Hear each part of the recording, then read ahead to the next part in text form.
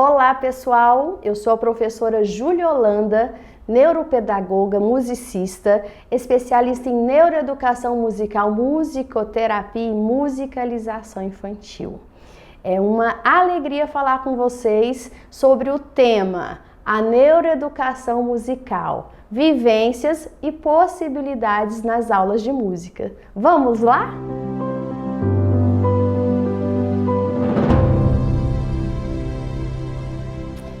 O que tem acontecido? Crianças atípicas têm chegado nas aulas de música, tanto nas escolas regulares como nas escolas específicas de música. E como atender essas crianças? Será que nós, professores de música, estamos preparados para este cenário? Crianças que muitas pessoas chamam de especiais ou crianças com deficiências, nós utilizamos de crianças neuroatípicas ou crianças atípicas, que são aquelas que têm algum comportamento fora dos padrões ditos normais e que podem ter origens diferenciadas, como a deficiência intelectual, transtornos de aprendizagem, podem ser diagnosticados com TDAH, autismos, crianças com deficiência física, deficiência visual, deficiência auditiva, crianças que estão dentro da síndrome de Down. Então são essas crianças que nós chamamos de crianças atípicas. Qual o primeiro passo como professor de música, como educador musical?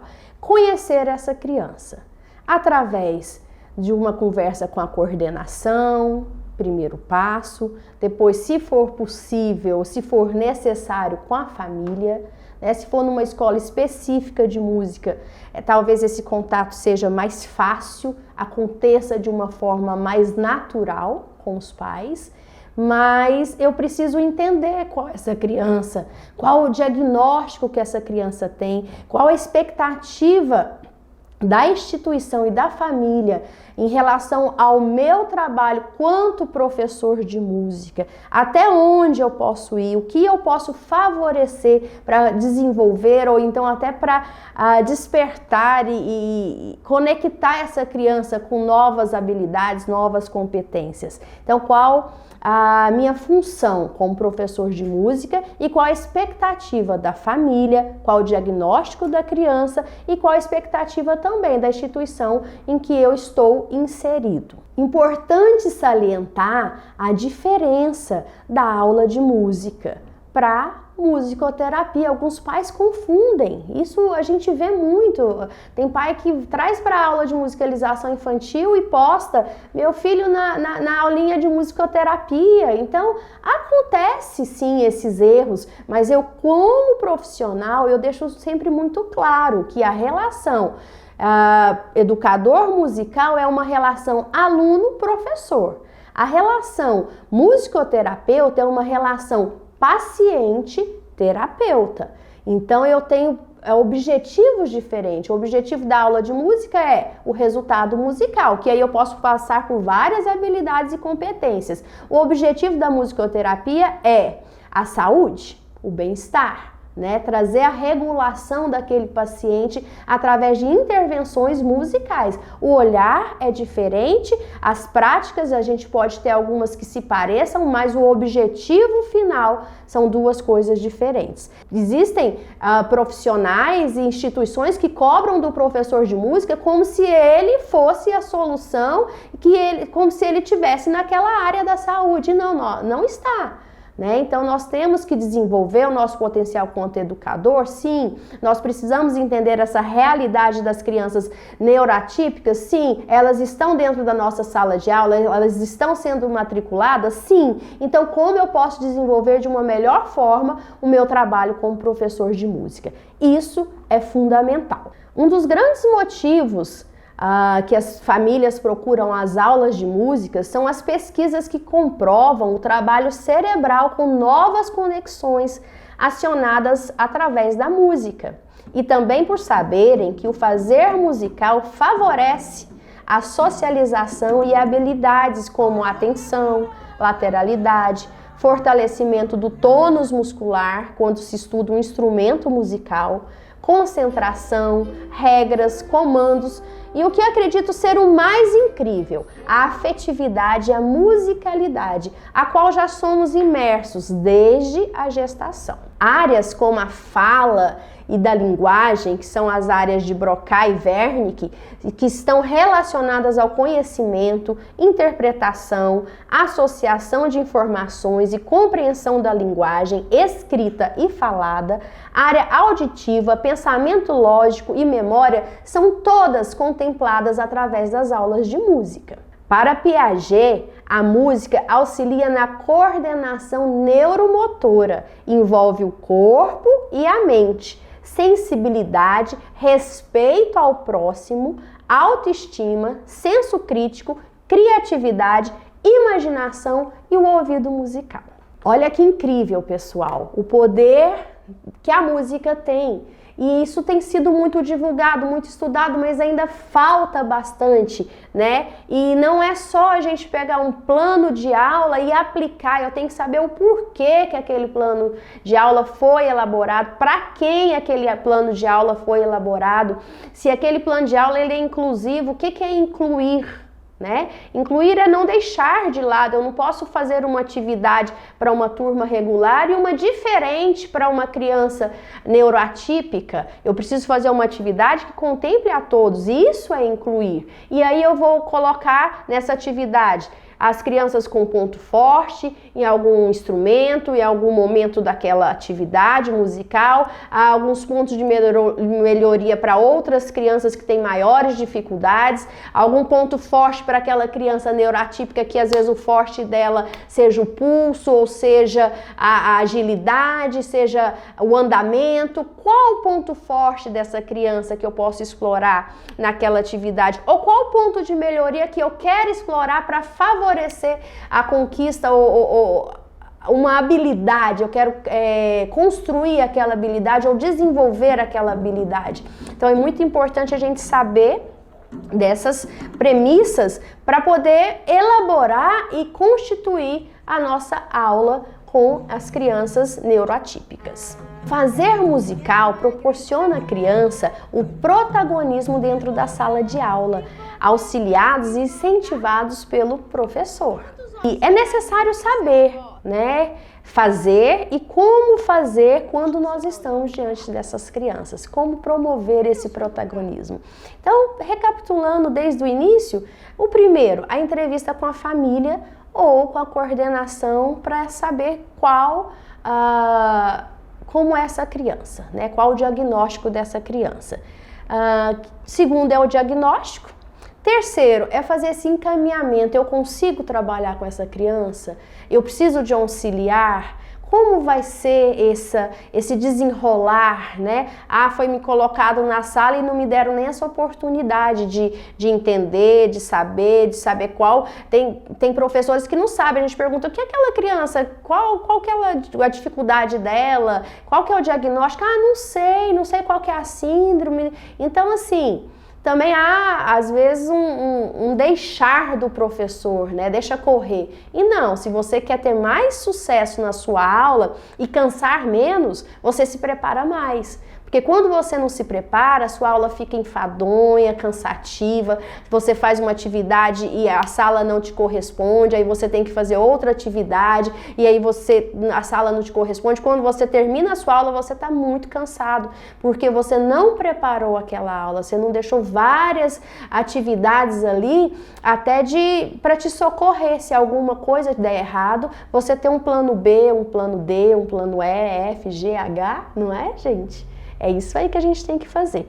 Outra coisa são as atividades que favorecem. Quais atividades podem favorecer todo o grupo ou então específico aquela criança, né? Às vezes é uma escola regular, com a turma de 10, 20, 30 crianças, mas às vezes é uma escola específica de música que tem 2 crianças, 4, 5, 10 no máximo, depende da escola. Então, qual é essa atividade que eu vou planejar para conseguir trabalhar com essa criança? E avaliação, como serão feitas essas avaliações individuais, em turma? Como é que eu vou ter o feedback que está tendo realmente um resultado musical aquela criança? Como eu posso perceber? Então, como que eu vou mostrar isso para a criança. Né? O maior interessado é a criança, ela quer ali se desenvolver, ela precisa se desenvolver e você pode favorecer esse despertar da criança musicalmente. E o que é inclusão, né?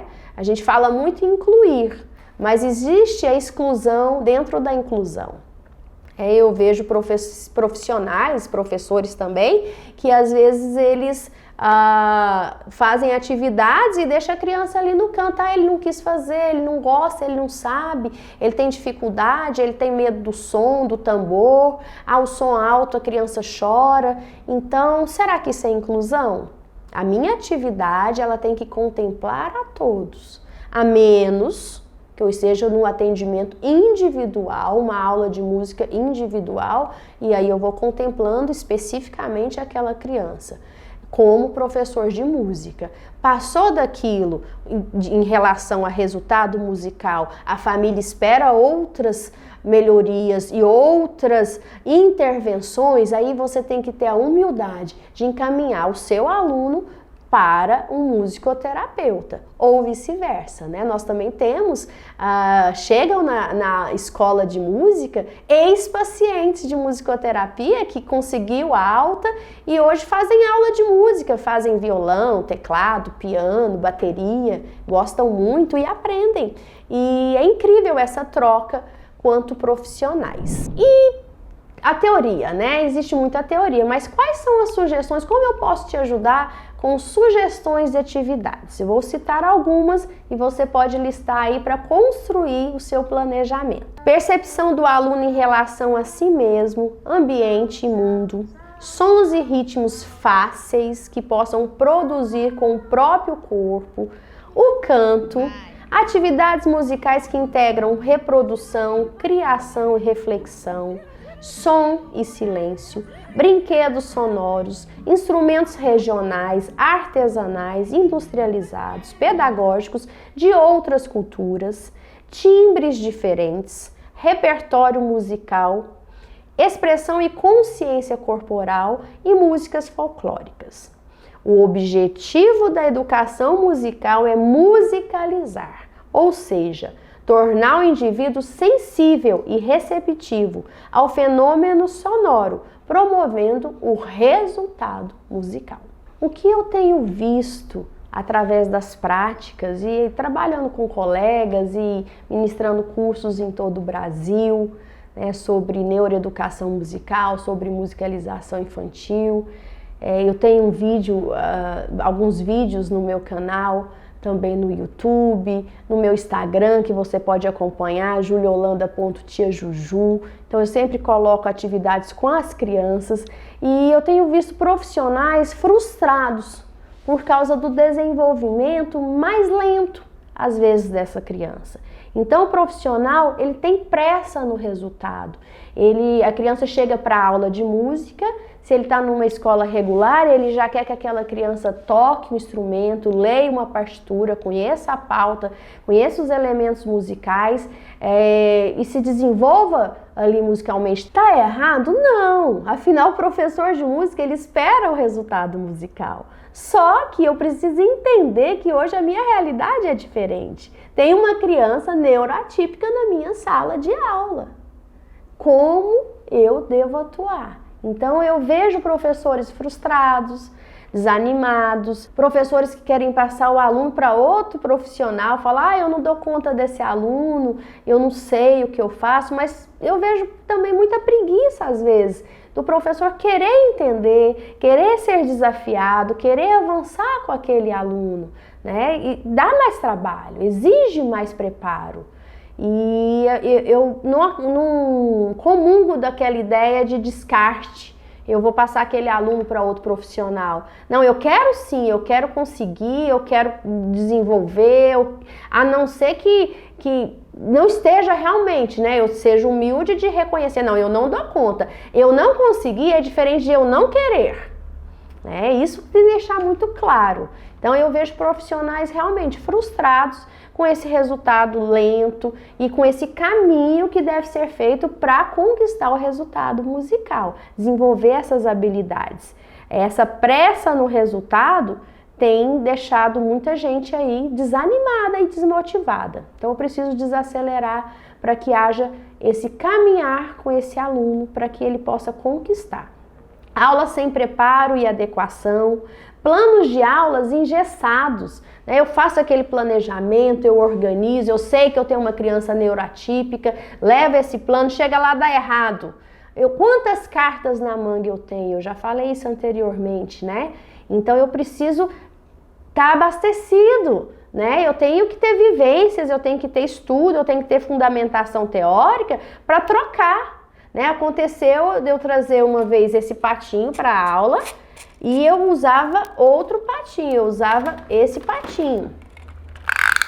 E eu trouxe esse patinho que os pezinhos, as patinhas deles são diferentes. A criança entrou em pânico, de medo, chorou, e aí? O que eu faço? Guardo, escondo, ressignifico?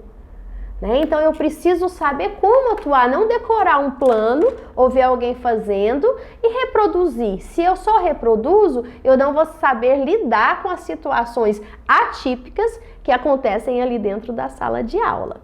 Então eu preciso ter essa flexibilização na minha aula, né? Diante, às vezes, de um surto. Uma criança autista teve um surto porque você deu o patinho e agora era hora de guardar o patinho e ele não quis guardar o patinho e ele começou uma crise dentro da sua sala de aula.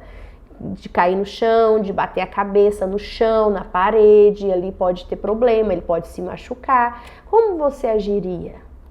Né? Você continuaria a sua aula, pararia a sua aula, alertaria, chamaria uma pessoa para te ajudar, para conduzir, ou você guardaria os patinhos e traria em outro momento? E qual outra atividade que você tem, que você pode às vezes continuar com aquele tema, mas de uma forma que a criança não surte, né? Ou que ela se regule, que ela se acalme. Então você precisa se preparar para esses momentos, porque acontecem sim. Né? Momentos de surto, momentos de crise, momentos que a criança chega, às vezes ela é hipotônica, ela só quer ficar deitada e ela não senta, ela não faz atividade motora, ela não quer caminhar, ela não quer correr, ela não quer fazer os andamentos.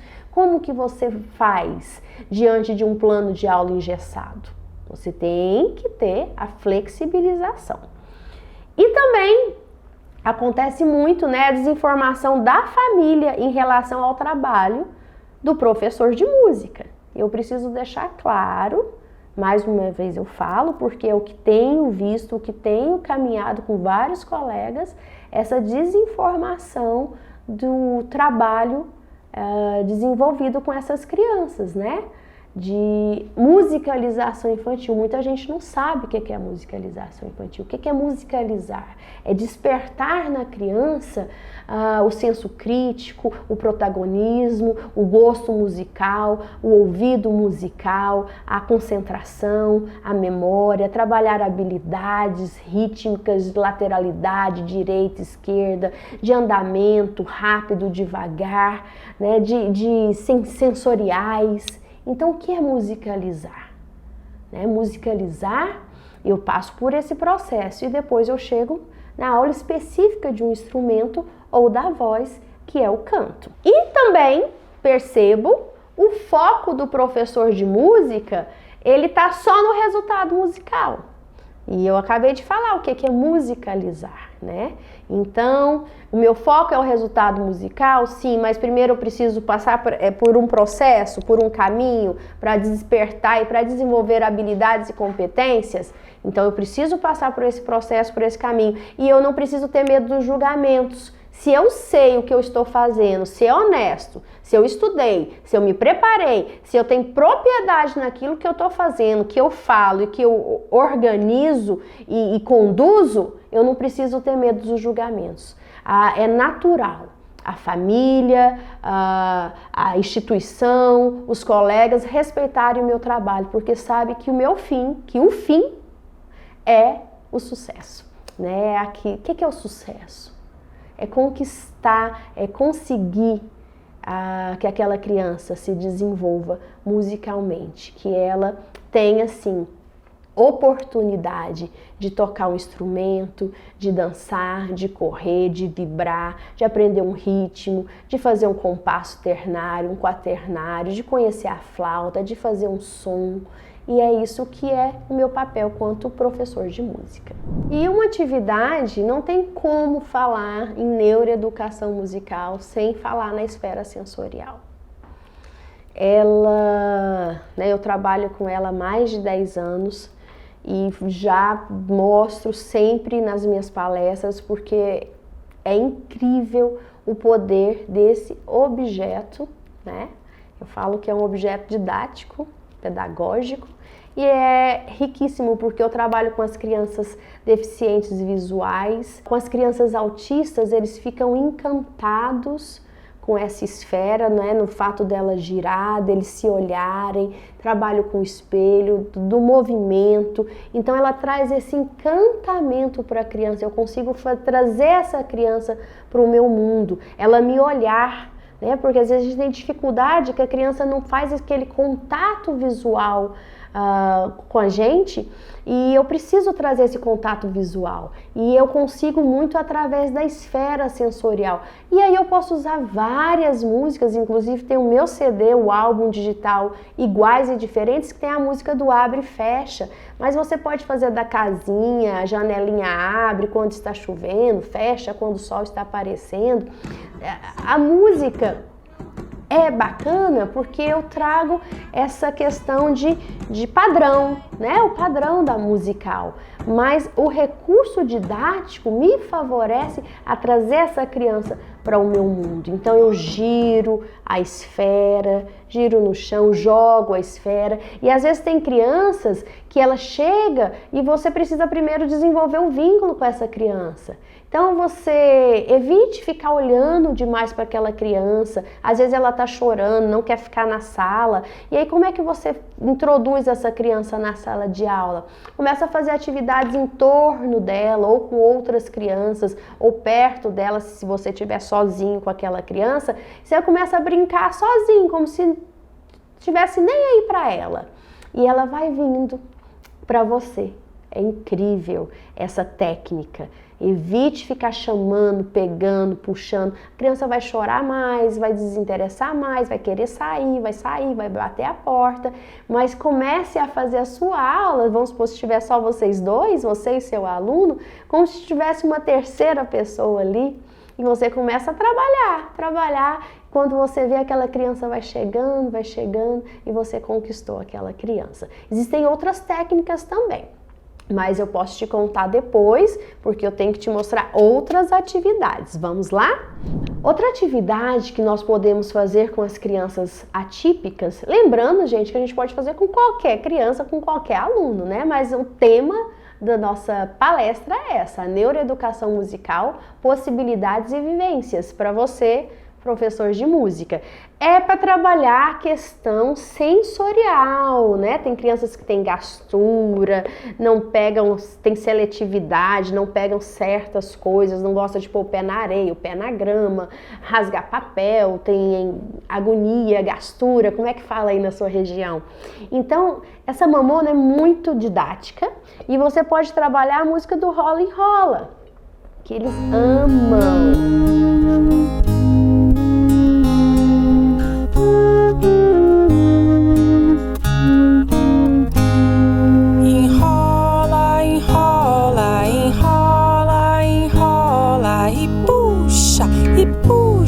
E 1, 2, 3. Enrola, enrola, enrola, enrola. E puxa, e 1, 2, 3.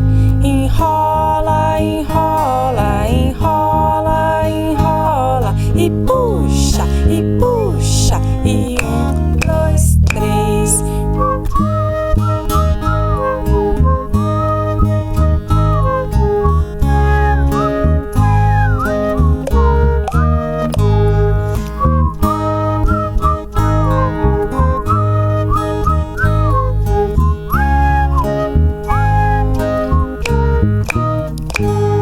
Enrola, enrola, enrola. E puxa.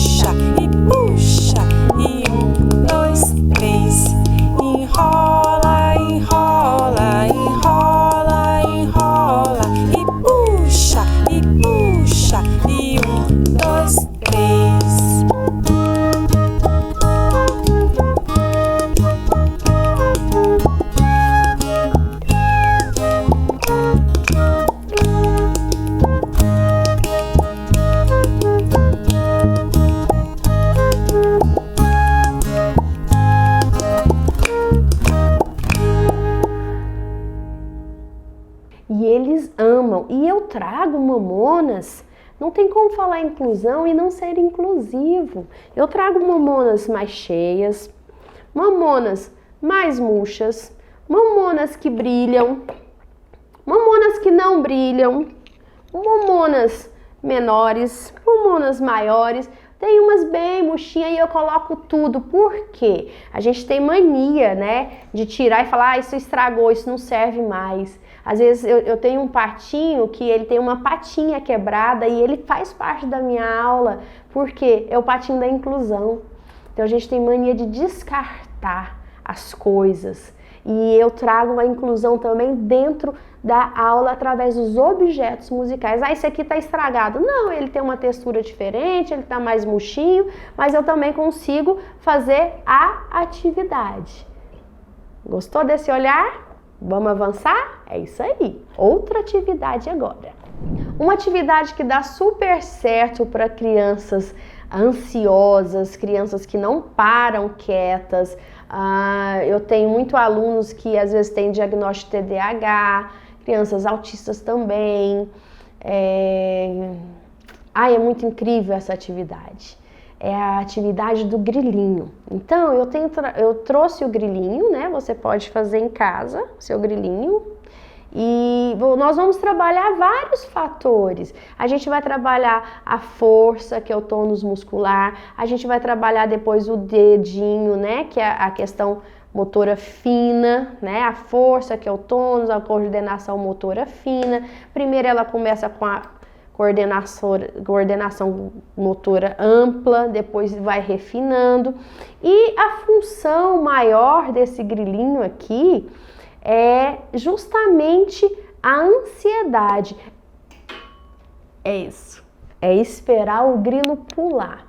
E parece que coincidência, mas eu não acredito em coincidência. Geralmente o grilo que mais demora a pular é da criança mais ansiosa.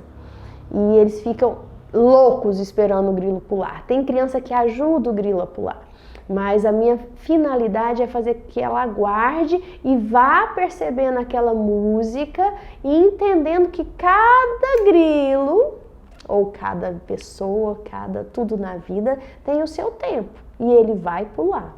Então eu vou mostrar para você essa atividade pensando que a função musical dela é a escuta musical, fazer o som do grilo, eu trabalho a questão fonológica da criança, desenvolvendo, então é minha função musical. Né? Trabalhar esse R aí, esse CRI. E trabalhar também a questão emocional, afetiva da criança, que é esperar o grilo pular. Então eu vou colocar para vocês e fazer um pedacinho da música.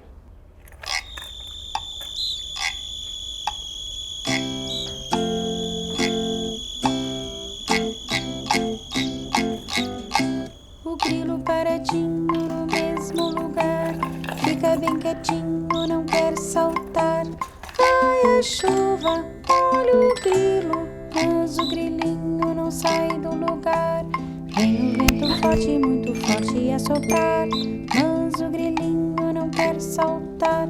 Vai o sol e o grilinho salta, salta, salta sem parar. Salta, salta, salta sem parar. O grilo paradinho no mesmo lugar, fica bem quietinho, não quer saltar. Cai a chuva, molha o grilo, mas o grilinho não sai do lugar. Vem o vento forte, muito forte a soprar, mas o grilinho não quer saltar. Ai, o sol e o grilinho salta, salta, salta sem parar.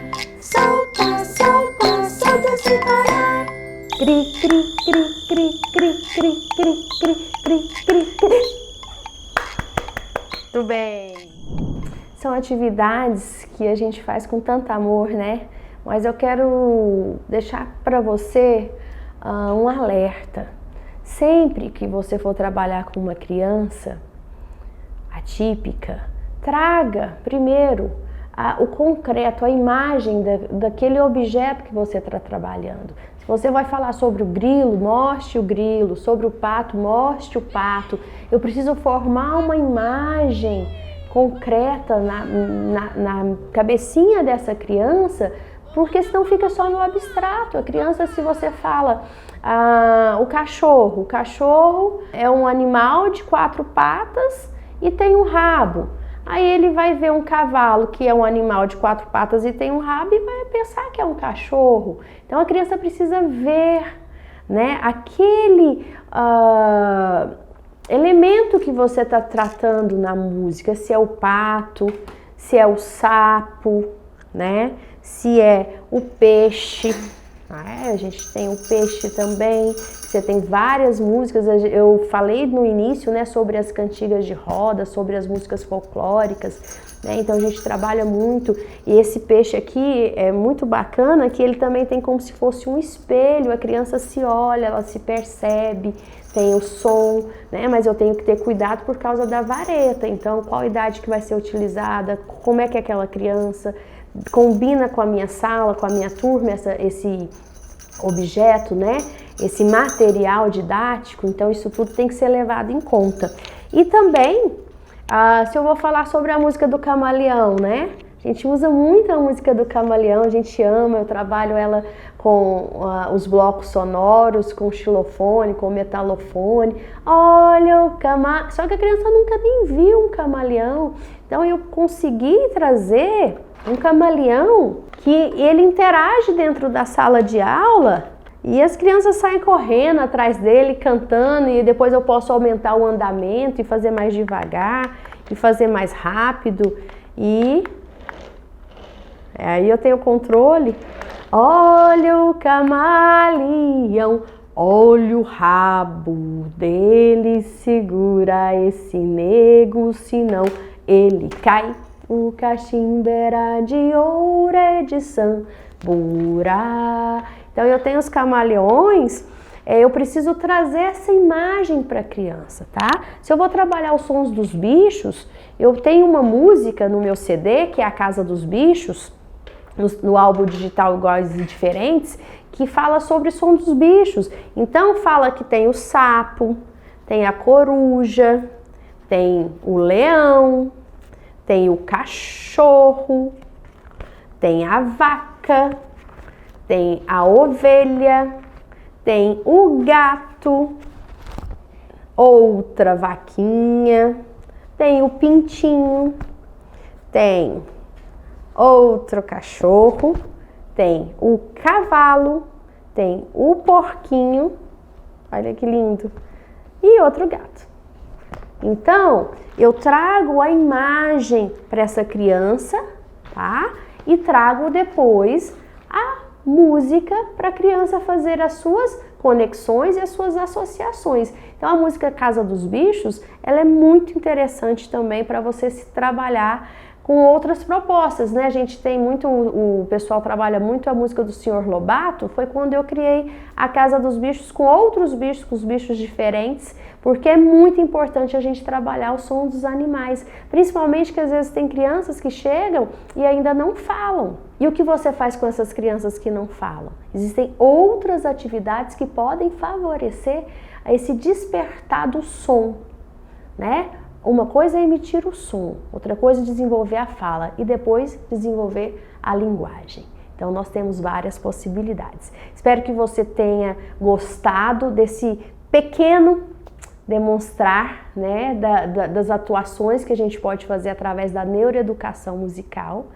E você pode conhecer muito mais do meu trabalho através do juliolanda@tiajuju ou através do site que está aqui embaixo, que é www.neuroeducaçãomusical.com.br. Um super beijo e que prazer estar aqui com você. Tchau!